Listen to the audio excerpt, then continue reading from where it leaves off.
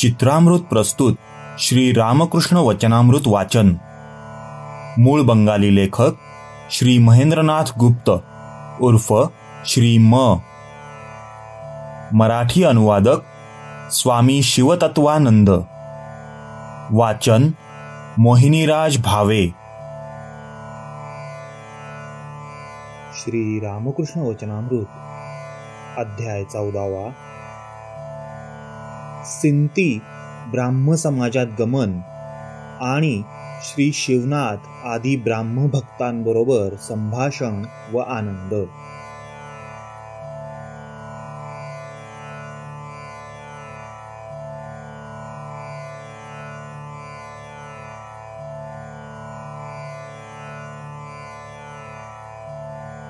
शनिवारची गोष्ट. श्री रामकृष्ण सिंती येथील ब्राह्म समाज पाहावयास गेले होते.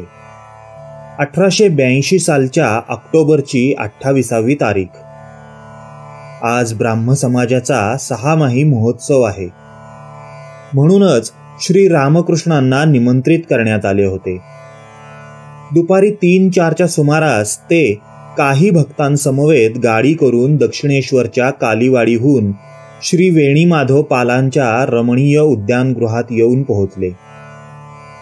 ह्याच उद्यानगृहात ब्राह्म समाजाचे अधिवेशन होत असे. श्री रामकृष्णांचा ब्राह्म समाजावर भारी लोभ. ब्राह्मभक्त वृंदाची पण त्यांचे ठाई तशीच भक्ती श्रद्धा असे.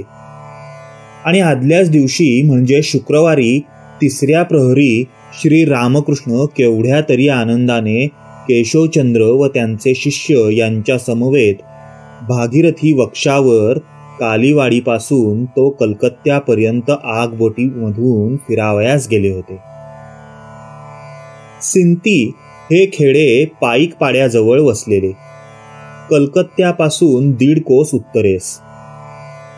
उद्यानगृह अत्यंत रम्य निवांत आहे. भगवंताच्या एकांत आराधनेसाठी विशेषच उपयोगी आहे. गृहस्वामी वर्षातून 2दा महोत्सव करीत. शरद ऋतूत एकदा आणि वसंतात एकदा. या महोत्सव समारंभाप्रित्यर्थ कलकत्त्यातील त्याचप्रमाणे सिंतीच्या निकटवर्ती खेड्यांमधीलही अनेक भक्तांना निमंत्रण देण्याची त्यांची वहिवाट असे. म्हणूनच आज कलकत्त्याहून शिवनाथ प्रभृती भक्तमंडळी येऊन उपस्थित झाली आहे. त्यांच्यापैकी अनेकांनी प्रातःकालीन उपासनेत भाग घेतला होता. परत सायंकालीन उपासनाविधी होणार हे लोक त्याचीच प्रतीक्षा करीत होते. विशेषतः 2 प्रहरी त्या महापुरुषाचे शुभागमन होणार हे ऐकून तर त्यांची प्रतीक्षा व उत्कंठा आणखीनच वाढली. कारण आज त्यांना श्री रामकृष्णांची ती आनंदघन मूर्ती पाहावयास मिळणार होती. हृदय उचंबळून सोडणारे त्यांचे ते स्वर्गीय वचनामृत पान करावयास सापडणार होते. तेच मधुर मधुर संकीर्तन ऐकावयास मिळणार होते नि देवदुर्लभ हरिप्रेममय नृत्य अवलोकावयास सापडून डोळ्यांचे पारणे फिटणार होते. दुपारी आलेल्या मंडळींनी बगीचा नुसता फुलून गेला. कुणी लता कुंजाच्या छायेत एखाद्या काष्ठासनावर उपविष्ट झालेले आहेत. कुणी मनोहर पुष्करिणीच्या तटावर मित्रांसह विचरण करीत आहेत. तर कित्येक जण समाजगृहातच श्री रामकृष्णांची मार्गप्रतीक्षा करीत सोयीची जागा धरून बसले आहेत. उद्यानाच्या प्रवेशद्वाराशीच पानाचे एक दुकान आहे. आत शिरताच वाटे जणू हे पूजागृह आहे. रात्री इथे यात्रा भरणार आहे. सर्व दिशा आनंदाने परिपूर्ण.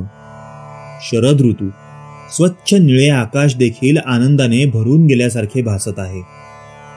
सकाळपासूनच आनंद पवन उद्यानातील वृक्षलतांशी खेळत बागडत आहे. आकाश, वायू, जीवजंतू, वृक्षलता सर्वच जणू समस्वरात आनंद संगीत गात आहे. भगवत दर्शनाची आकांक्षा जणू प्रत्येकाच्याच हृदयात उचंपळते आहे.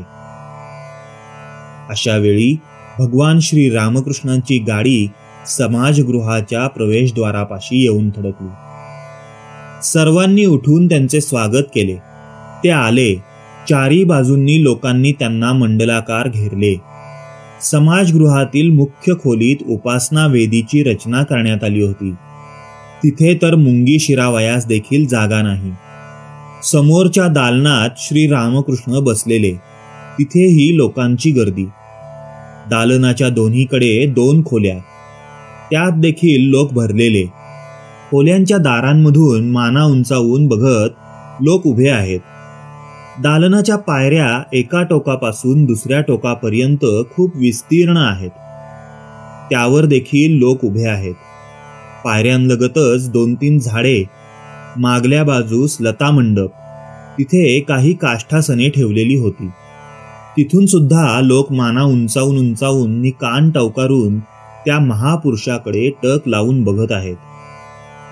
हारीहारीने फळा फुलांची झाडे आहेत. मधून रस्ता आहे. पुष्पराग इतस्तः विखरणारा सुरभिगंधी मंद पवन वृक्षराजींशी लगट करीत असल्यामुळे डोलणाऱ्या वृक्ष शाखा जणू आनंदभराने मस्तक अवनत करून त्या महापुरुषाचे विनम्रपणे स्वागतच करीत आहेत. श्री रामकृष्णांनी हसत हसत आसन ग्रहण केले. आता साऱ्यांचे डोळे एक समयावच्छेद करून त्या आनंद मूर्तीवर खिळून गेले.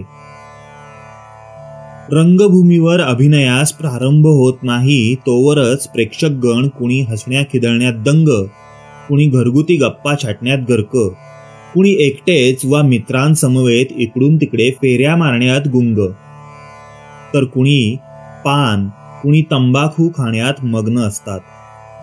पण समोरचा पडदा वर सरकण्याचाच उशीर की लागलीच सर्वजण गप्पा गोष्टी बंद करून सावध होऊन एकदृष्टीने नाटक बघू लागतात.